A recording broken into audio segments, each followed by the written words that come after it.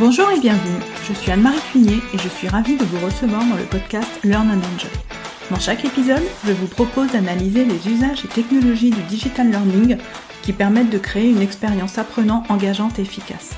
Avec des experts et professionnels du monde de la formation et de l'éducation, nous décoderons ensemble les bonnes pratiques qui marchent et les outils et méthodes qui permettent de transformer l'expérience d'apprentissage pour créer un effet waouh auprès des apprenants.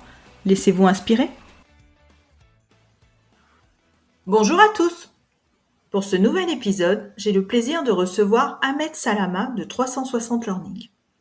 Après un parcours riche et varié dans le secteur de la communication et de la formation, Ahmed a rejoint il y a 2 ans 360 Learning, où il coordonne l'équipe Customer Success Grand Compte. Avec son équipe, il accompagne de nombreuses structures de plus de 15 000 collaborateurs, dont 30% du CAC 40, dans la transformation de leur modèle de formation, et plus précisément dans la mise en place et la réussite de leur projet e-learning. Dans cet épisode, Ahmed va partager avec nous les leviers qu'il a identifiés dans ses accompagnements au quotidien pour engager les apprenants dans une formation digitale. Bonjour Ahmed et bienvenue. Bonjour Marie. Eh bien, je suis ravie de te recevoir pour ce nouvel épisode. C'est gentil, je suis très heureux d'être là. Eh bien, écoute, moi, j'ai hâte de découvrir toutes les bonnes pratiques et les astuces que tu vas partager avec nous. Et donc, pour savoir comment bien engager les apprenants dans une formation digitale. Et pour commencer, est-ce que tu peux nous dire qui tu es, quel est ton parcours et nous expliquer ce que tu fais au quotidien ? Alors moi je suis Ahmed Salama, je coordonne l'équipe Grand Compte chez un éditeur de logiciels bien connu qui s'appelle 360 Learning. Je propose un LMS, un Learning Management System, que les auditeurs je pense connaissent déjà bien, dont l'axe est effectivement de miser sur le collaboratif et l'apprentissage horizontal. Mon parcours il est simple et complexe, un peu comme tout le monde, hein, j'ai envie de dire. Moi je suis issu d'une formation en communication à l'origine, et puis en fait je donnais des cours de temps en temps, et puis ça m'a fait aimer la pédagogie, l'éducation, et puis je suis devenu ingénieur pédagogique tout simplement. Je suis devenu prof dans le supérieur, et après j'ai écrit des diplômes, et voilà, et ensuite je suis devenu responsable formation dans la tech. Et me voilà aujourd'hui chez 360 Learning à m'occuper de grandes organisations qui veulent déployer le digital learning dans leur organisation. Et puis, ce qui est très amusant, c'est que quand on s'est connus, donc c'est grâce à Elsa Henman, donc qui a été une des précédentes invitées du podcast et qui est une amie. Et je ne savais pas à l'époque que tu avais travaillé avec mon époux Rémi, donc chez Skilling. Et ça nous fait un point commun. Exactement. Oui, tu vois, le monde est petit, quoi. Le monde est tout petit, voilà. C'est ça. Donc, pour commencer, ce que je te propose, c'est de nous dire quelle est ta définition de l'engagement de l'apprenant. Alors, la définition, on va se coller un peu à ton positionnement, à toi aussi, hein, sur justement le rapprochement entre marketing. C'est aussi mon approche. Hein. J'emploie beaucoup de techniques marketing dans ce que je fais. Je vous ai dit, je suis diplômé de communication à l'origine, et puis j'ai travaillé en agence de com, donc je connais pas mal. Mais voilà, aujourd'hui, le digital learning dans sa forme la plus simple, c'est d'être tout seul face à son ordinateur, face à son module de formation. Cette solitude, on le sait tous, et on est tous en train de travailler dessus, c'est que ça génère du découragement, un manque d'attention. J'ai pas envie de le faire parce que personne me surveille, ou tout simplement parce que c'est pas motivant, et tout ça, ça nuit un peu à l'objectif d'acquisition des compétences, des notions. Et l'engagement, c'est comment est-ce qu'on va ajouter une implication personnelle de l'apprenant qui vise à contrecarrer entre guillemets tous ces défauts du digital learning. Moi, ce que je rajouterais, c'est que si nos auditeurs souhaitent avoir un petit peu plus de détails sur ce qu'est l'engagement, donc j'avais déjà fait un épisode qui est l'épisode 16, où j'avais essayé de définir justement l'engagement et les différents niveaux de l'engagement. Donc voilà, donc si vous voulez l'écouter, c'est donc l'épisode 16. Très bien. Et donc, engager les apprenants, c'est créer une émotion. Donc, ensemble, on va voir quels sont les ingrédients, les astuces qui vont permettre d'engager les apprenants pour qu'ils suivent jusqu'au bout une formation digitale, parce que c'est le but, hein, c'est d'aller au bout de la formation digitale. Et surtout, pour faire en sorte qu'ils s'en souviennent comme une expérience mémorable. Voilà. Mais avant de suivre cette formation, il faut que l'apprenant s'inscrive sur une plateforme, comme par exemple sur la plateforme que tu gères, 360 Learning. Donc, quelles sont les étapes, d'après toi, à ne pas manquer avant une formation pour que justement l'apprenant aille se connecter à cette plateforme et s'inscrive à la formation ? Je dirais en tout premier, c'est de planter le décor. consacrer autant d'importance au dispositif de communication, donc l'amont, tu vois, qui entoure la formation, qu'au contenu lui-même. Je dis pas plus, je dis autant. Deuxièmement, je dirais que l'engagement est lié à l'interaction. Il faut générer de l'interaction avant même le début de la formation. Cette interaction va impliquer l'apprenant déjà dans sa formation. Et trois, je pense qu'il faut penser directement à la notion de communauté. L'interaction avec les créateurs de formation, oui, mais aussi avec les futures personnes qui vont y participer.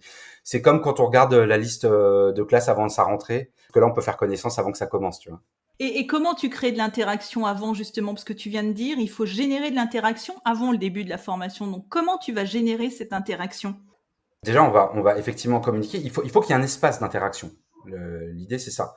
Alors là, je te parle de ce que je connais, mais l'ensemble des éditeurs de logiciels LMS aujourd'hui font ça. C'est effectivement de créer des forums, d'avoir des possibilités de communiquer dessus. Donc, ça implique de lancer son parcours de formation sans contenu et avec un espèce de teaser. Pourquoi pas se faire une vidéo teaser, ça je le vois souvent chez mes clients. Puis je l'ai moi-même fait pas mal de fois. Et ouvrir le débat directement. Alors, je dis débat, c'est un grand mot, mais ça peut être ouvrir la discussion. Et cette discussion génère l'engagement. Donc, ça veut dire qu'avant le début de la formation, tu vas envoyer, par exemple, un mail aux apprenants en leur disant, bah voilà, j'ai un nouveau parcours de formation qui s'ouvre sur le LMS. Donc, venez voir la vidéo teasing et venez prendre connaissance un petit peu du sujet. C'est ça ce que tu veux dire? Si on est dans le cadre d'une entreprise, effectivement, alors le mail c'est un outil, mais souvent aussi tu vas avoir des écrans dans les entreprises qui sont des écrans de communication interne.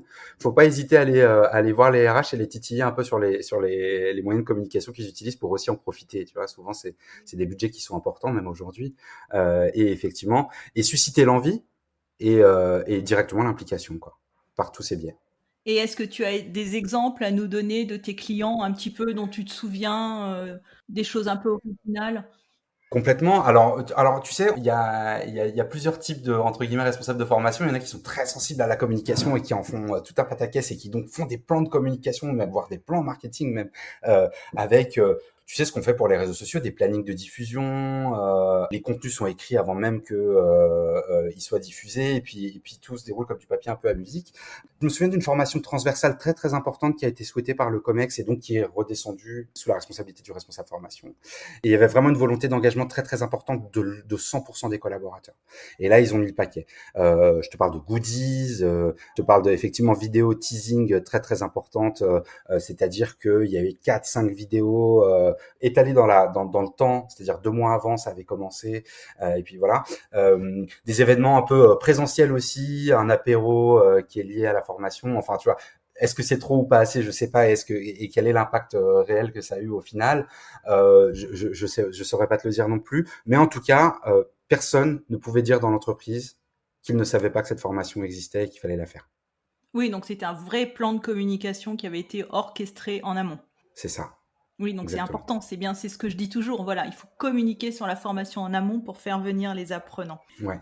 Et donc, une fois sur la plateforme, donc notre apprenant maintenant est sur la plateforme, quelles vont être les bonnes pratiques que toi tu as identifiées pour capter justement l'attention de l'apprenant et faire en sorte qu'il reste sur la plateforme et qu'il revienne aussi régulièrement? Parce qu'on peut avoir le cas de l'apprenant qui va venir, qui va voir, ah bah oui, tiens, il y a une nouvelle formation qui est arrivée, et puis après il va sortir et il va pas forcément se reconnecter.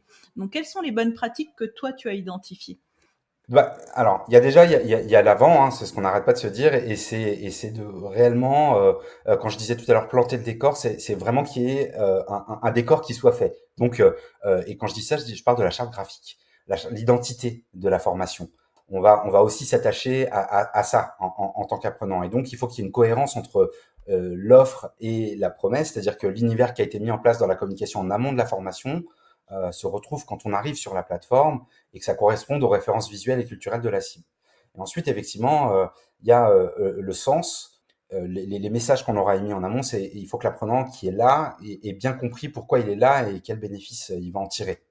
Une fois qu'on est dedans et au démarrage, il y a une notion d'appropriation, d'expliquer clairement le déroulé, la progression et les objectifs d'acquisition par bloc. Donner de la visibilité, c'est permettre aussi de pouvoir s'impliquer complètement dans sa formation. Et ensuite, je dirais aussi donner de la valeur. Si on part par exemple sur de la gamification, ça comprend un gain. sans forcément que ce soit une compétition, hein, à tous ceux qui ont peur de la gamification, mais ne serait-ce qu'obtenir le certificat à la fin, ça donne un enjeu qui favorise fortement l'engagement. Et ensuite, je dirais rassurer. Donc là, on est dans le démarrage. Hein. Tu vois, l'appropriation de la valeur rassurée, c'est parler ouvertement de ce qui peut être considéré comme de l'échec.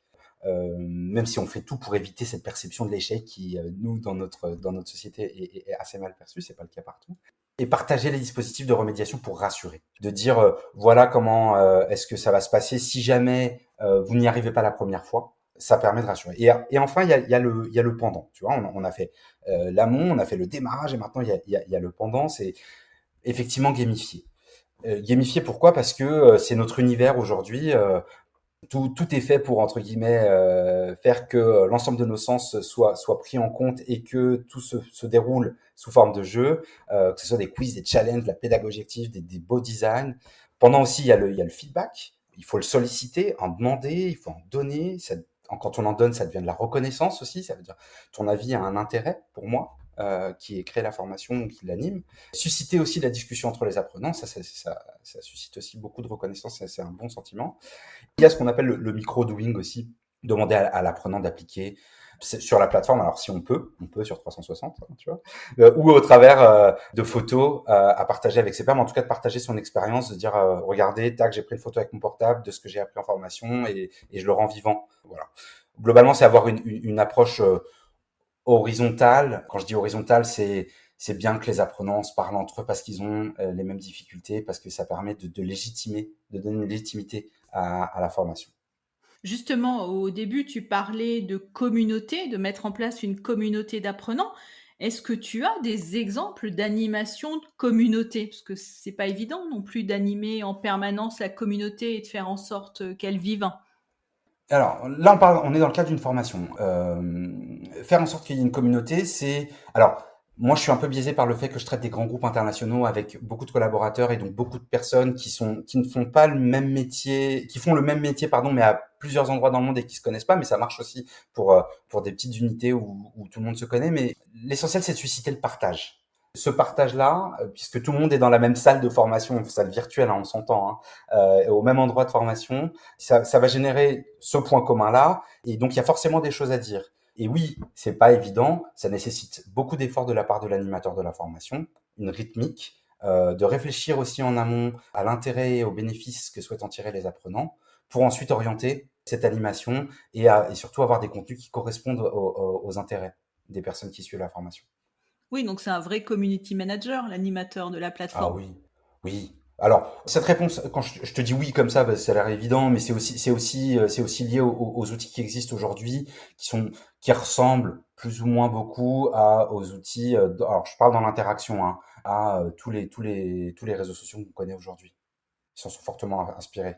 Oui, comme ça, l'apprenant ne se sent pas seul, parce que je pense que c'est important en effet qu'il se sente faire partie d'un groupe, même Ouais, s'il est devant sa formation digitale, même s'il est devant mm, son PC. exactement. Et est-ce que, d'après toi, il faut aussi prévoir un plan d'animation de la plateforme pour soutenir justement l'expérience d'apprentissage? Je veux dire par là, est-ce que il faut prévoir des notifications personnalisées? Par exemple, je ne sais pas, Paul, ça fait 1 mois qu'il ne s'est pas connecté à la plateforme. Donc, est-ce qu'on va lui envoyer un mail pour lui dire, bah écoute, est-ce que tu peux revenir voir? Il y a ce contenu qui est nouveau. Est-ce que tu penses qu'il faut aussi mettre en place des systèmes de relance, des mails de récompense quand un module ou une partie est terminée? Bah, du coup, la dernière partie de ma dernière réponse faisait une très bonne transition avec ce point-là, puisque oui, en fait, il faut envisager tout ça. C'est-à-dire que évidemment qu'il y a des personnes qui vont aller une fois sur la formation, qui vont faire la première activité ou le premier module et qui vont plus jamais rien faire derrière. Et il faut l'envisager avant. Et tout ça, faut le prévoir dans le plan d'animation. Comment est-ce qu'on va faire pour les attirer? Envoyer des mails de relance en disant tu n'as pas fait la formation, tu vois, que ce soit un peu punitif en disant tu dois la faire.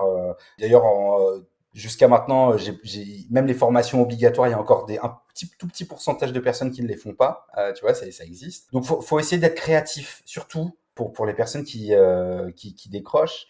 Mais faut pas penser qu'à eux. Faut penser aussi aux personnes qui eux le font bien. Et justement, s'appuyer sur ces exemples-là. Tu vois, ça c'est le prévoir aussi d'un plan d'animation. Est-ce que peut faire ça en fait aussi? Un peu penser à tout le monde, mais en amont, toujours en amont de la formation. Ce que tu veux dire, c'est mettre en avant les personnes qui «réussissent» entre guillemets pour faire venir les autres, c'est ça? Alors, qui réussissent, alors tu sais, moi, la réussite et l'échec, c'est un peu trop binaire pour moi, je pense. Je pense que c'est mettre en avant les personnes qui ont bien vécu leur expérience de formation, puisque c'est de ça dont on parle. Ça m'a semblé difficile au démarrage, mais en fait, je me suis mis dedans et je me suis fait prendre par le truc et au final, j'y suis arrivé. Si quelqu'un qui n'y arrive pas ou qui en a peur ou qui a peur de l'échec entend ça d'un de ses collègues, bah il va aller la faire quoi sa formation, tu vois, parce que bon, si lui y est arrivé, pourquoi pas moi. D'accord, donc c'est des témoignages en fin de compte pour inciter, à suivre la formation. Ça peut être un exemple. Ça peut être ça, mais faut vraiment être créatif et s'adapter au contexte dans lequel on est, quoi. D'accord, et donc une fois la formation suivie, donc il reste une dernière étape qui est souvent oubliée, qui est l'après-formation. Donc, pour toi, qu'est-ce qu'il faut mettre en place après la formation pour aussi contribuer justement à cette satisfaction de l'apprenant? Il y a une notion de valorisation des acquis dans la durée. Alors ça, c'est un énorme sujet aussi, hein, tu vois. Comment est-ce qu'on fait perdurer la formation au-delà de la formation? Il y a une notion de reconnaissance aussi là-dessus, c'est-à-dire comment est-ce que dans les process entre guillemets de l'entreprise, est-ce que cette formation et l'acquisition des compétences à l'issue de cette formation vont être reconnues? Ça, c'est tout ce que je mets derrière valoriser les acquis dans la durée, tu vois. C'est hyper important. Il y a une notion de mesurer l'efficacité à froid aussi. Alors, moi, je recommande rarement d'envoyer des questionnaires à froid en disant qu'est-ce que vous avez passé de la formation. Souvent, les taux de retour sont pas géniaux. Je suis plus dans quelque chose où il faut continuer à rester dans le décor dans lequel on était et faire continuer à faire vivre l'identité qu'on a mise au départ, même avant la formation, et la faire perdurer par la suite pour que cette continuité-là, elle est. Donc, juste envoyer un questionnaire, je dirais oui, on peut le faire, mais bon, attention quoi. Mais par contre, de l'enrober dans quelque chose permet derrière un dispositif de veille, par exemple, enfin un dispositif, quelque chose qui est en rapport avec la formation, mais qui est lié à l'actualité, par exemple, tu vois, qui intéresse et du coup qui fait vivre en fait la compétence. Ça c'est plutôt pas mal. Et puis je te dirais et avec ça on va dire bah tiens ça vous a intéressé ou ça vous intéresse toujours qu'est-ce que vous avez pensé de la formation 3 mois après et ça vous permet maintenant de comprendre cet article et alors qu'avant vous n'aviez pas forcément la compétence pour l'apprendre. Je schématise hein, mais c'est un peu ça et je dirais enfin susciter la réaction, le feedback dans le but d'un témoignage, dans le but d'une recommandation. On est dans le système, encore une fois, dans le marketing, donc il y a une notion de recommandation. Et je te parlais tout à l'heure d'expérience. Et on sort des grandes vacances, donc tu vois, on y est dans ce système de notation, puisque quand on cherche nos vacances, on regarde hein, comment est noté l'endroit où on va aller. Et ben là, c'est un peu la même chose. C'est susciter ce feedback qui va permettre au suivant d'avoir un avis qui est émis par les personnes qui l'ont déjà expérimenté. Très bien, et donc quelles sont tes recommandations pour engager après la formation? Là, tu as parlé rapidement de veille, mais est-ce que tu as d'autres leviers que tu recommandes pour engager après la formation? Idéalement, hein, c'est toujours bah, remercier, en fait, hyper Oui. simplement. Bon, On n'y pense pas ça c'est souvent. Un petit mail de ouais, remerciement d'avoir participé à la formation. c'est ça, exactement. Remercier, ça contribue à humaniser un peu, tu vois. Encore une fois, on est dans le e-learning. J'ai l'impression que c'est une machine. On sait pas trop comment ça. Quand on n'est pas dedans, on sait pas trop comment ça a été fait, hein. Qui l'a fait, comment, tu vois. Humaniser, remercier, c'est aussi humaniser, tu vois. Moi, j'aime bien recommander aussi de laisser un espace de discussion ouvert. Je l'ai beaucoup fait. Et souvent même, ça a été le point de départ de la création d'une communauté de pratique, que de laisser un espace ouvert. Les discussions, alors c'est pas tout le temps, hein, mais quand ça fonctionne bien, c'est franchement sympa. Tu vois, il y a des discussions après la formation et puis ça continue et puis sans animation, tu vois. Et du coup derrière, bah t'as vraiment une communauté de pratique qui s'est créée, qui a envie de se voir, qui a envie de discuter. Et voilà. Effectivement, ce que je disais, ce que tu disais aussi de la veille. Moi, j'appelle ça du contenu environnant. C'est pas que de la veille, mais c'est pourquoi pas derrière donner des invitations à des conférences qui sont liées à la formation, par exemple, ou à une expo si on, tu vois, si la formation donne lieu à ça une fois qu'on a réalisé toutes ces actions, c'est important de faire en sorte que effectivement y ait encore une toute petite implication quelques temps après. Oui, et donc quand tu parles d'humaniser, je rebondis, sur cette Ouais, notion, donc pour le mail de remerciement, donc je pense que ça peut être important aussi d'avoir un référent, au niveau de la plateforme, et donc que cette personne souhaite la bienvenue aux apprenants en se présentant comme ça. Les apprenants savent qu'il y a un humain derrière, c'est ça aussi? Oui, là, tu touches à un point. Il y a effectivement humaniser le dispositif de formation, ça c'est clair et net, et il le faut. Et on est dans une phase. Faut pas oublier qu'on est dans une phase de changement important. Alors, on a l'impression d'entendre ça depuis 10 ans, et c'est vrai, mais parce que ça dure hyper longtemps et que ce changement-là a duré depuis hyper longtemps. Mais on est passé d'une formation totalement présentielle à une formation presque totalement distancielle avec le Covid, etc. Et en plus en asynchrone. C'est trois notions qui sont ultra importantes et qui font que il faut accorder du temps à ce changement. Donc effectivement, il faut humaniser par un message, une personne référente, mais il y a aussi la notion de légitimité du contenu. Et tu vois, on défend un peu ça aussi chez complètement même ça chez 360, c'est-à-dire que c'est pour ça que je te parlais de formation horizontale. Qui est plus légitime que ton collègue qui vit la même chose que toi au quotidien pour dispenser entre guillemets du savoir? Humanité entre guillemets et légitimité, je les mets un peu dans le même panier dans ce cadre-là. Et chez tes clients, qui anime les plateformes? Est-ce qu'ils ont des personnes qui sont vraiment dédiées à l'animation des plateformes ou est-ce que ce sont d'autres employés? Il y a l'animation de la plateforme, il y a l'animation des parcours de formation. Ah, ce sont deux choses différentes? Ouais, c'est pas les mêmes personnes. Ouais. L'animateur de plateforme, enfin, entre guillemets, c'est l'administrateur on appelle ça un administrateur de plateforme. Donc lui, il va veiller à ce que tout le monde ait la possibilité de se connecter, que la formation soit accessible. Nous, on a une notion de groupe qui est hyper importante. Un groupe, c'est une communauté de personnes, hein, et que les bonnes formations soient adressées à cette bonne communauté, que l'affichage aussi corresponde aussi aux intérêts des personnes qui sont sur la plateforme, et voilà. Et ensuite, effectivement, tu as les animateurs de parcours de formation. Et eux, ils sont là pour tout ce qu'on s'est dit, hein, créer de l'engagement autour de la formation, faire en sorte que les personnes y viennent, répondre aux questions des apprenants, solliciter les bonnes personnes pour répondre aux questions, etc. Et donc, une fois toutes ces actions mises en place, bien sûr, il faut mesurer leur efficacité, hein, c'est le nerf de la guerre. Et donc, quels sont pour toi les KPI indispensables à retrouver dans un tableau de bord pour mesurer justement l'engagement des apprenants? Oui, il faut, hein, il faut, et il y en a un qui est essentiel, c'est le nombre d'interactions par apprenant. Analyser cette donnée-là, cette statistique-là, le nombre d'interactions par apprenant, voir si ils ont cliqué sur j'aime, tu sais, sur la formation, si ils ont cliqué sur j'aime sur les messages des autres aussi, s'ils ont suscité l'interaction, s'ils ont apporté de la reconnaissance. Ça, c'est hyper important.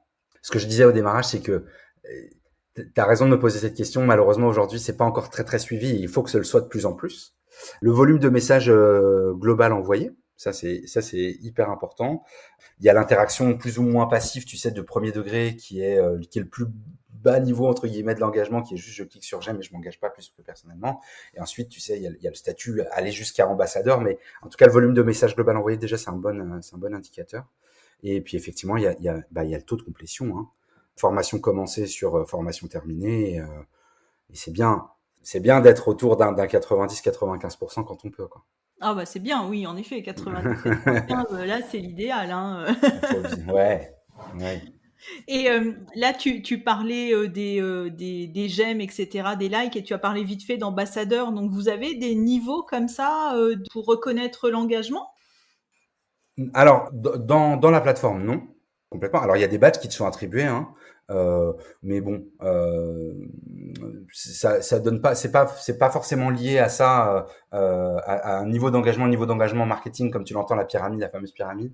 Non, non, on n'en est pas là parce que justement, on n'est pas dans un rapport entre guillemets de marque, et derrière, il faut en plus qu'il y ait la reconnaissance et les dispositifs de reconnaissance qu'il faut pour par exemple récompenser quelqu'un qui serait au niveau d'ambassadeur. Mais en tout cas, c'est quelque chose qu'on utilise dans la manière dont on pilote l'animation de formation.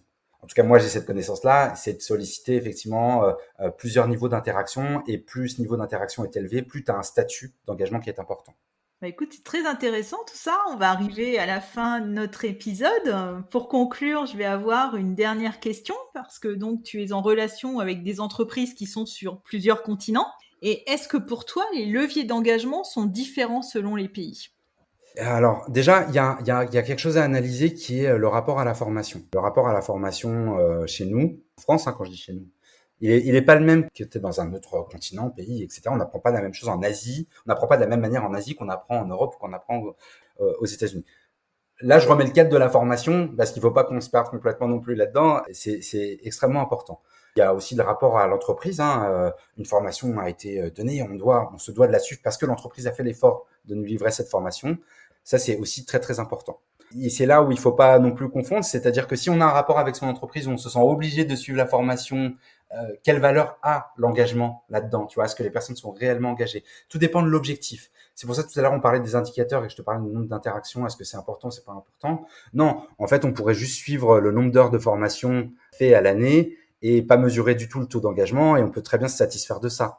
Donc oui, en fonction des contextes, pour te répondre, je fais des longues réponses pour te répondre, l'engagement est différent effectivement d'un contexte à un autre, d'un pays à un autre, d'un continent à un autre. Oui, et donc les actions à mettre en place sont différentes aussi. Il faut Bien personnaliser sûr. en fonction du pays. Tout est une question d'adaptation du pays et plus globalement de la cible. Hein. Oui, Ouais, complètement, complètement. ouais. Oui, parce que j'imagine qu'en Asie, les employés doivent être très disciplinés, suivre les formations, c'est ça? On va dire qu'il y a plus, oui, que quand une formation est lancée dans un pays asiatique et encore, je veux pas tous les mettre dans le même sac. C'est globalement suivi dès le premier jour de manière très très importante.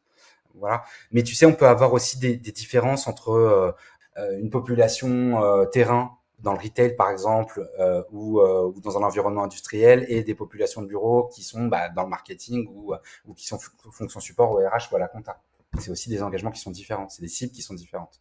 Oui, oui, tu as Mm, raison. Oui, oui, en fonction, du type de métier que l'on exerce, oui, oui, l'engagement peut être différent, oui. c'est C'est pour ça. ça qu'il est important d'adapter les modalités aussi à sa cible. Mmh. Exactement, exactement. Et ça, c'est un des nouveaux enjeux, faut se le dire, hein, qu'on n'avait pas avant. Moi, j'ai vécu aussi la formation à l'ancienne, bon, comme on peut dire maintenant. Évidemment qu'on se préoccupait de la cible, mais elle était beaucoup plus captive, entre guillemets. C'était un beaucoup plus petit nombre de personnes. Aujourd'hui, grâce aux possibilités que nous donne le e-learning, le digital learning, on peut cibler des milliers de personnes en même temps. Et ça nécessite un effort particulier de faire en sorte que le contenu s'adapte à tous les profils. Très bien, ben écoute, ce sera le mot de la fin. Donc, merci beaucoup Ahmed pour cette discussion. Donc, comme d'habitude, eh bien, je mettrai dans les notes de l'épisode donc ton profil LinkedIn si nos auditeurs souhaitent te contacter. Je mettrai également le lien du site 360 Learning et également le lien du blog qui est toujours très riche en Ouais. articles que je trouve souvent très intéressants, surtout les livres blancs. Moi, j'aime beaucoup les livres blancs de 360 Learning. Voilà, je trouve qu'ils sont très fournis. Je te remercie, Anne-Marie. Eh bien, merci beaucoup, Ahmed. Merci. À bientôt. Au revoir. Au revoir. J'espère que cet épisode vous a plu. Si vous aimez le podcast Learn and Enjoy et si vous avez envie de me soutenir, de m'aider à faire connaître ce podcast, la meilleure façon, c'est de me laisser une note 5 étoiles sur Apple Podcast ou un petit commentaire. Pensez aussi à vous abonner pour être informé de la sortie des prochains épisodes. Et pour rester en contact ou me proposer un thème que vous souhaitez que j'aborde, vous pouvez me rejoindre sur LinkedIn. Vous me trouverez sous mon nom, Anne-Marie Cuinier. Je vous dis à très vite pour un nouvel épisode.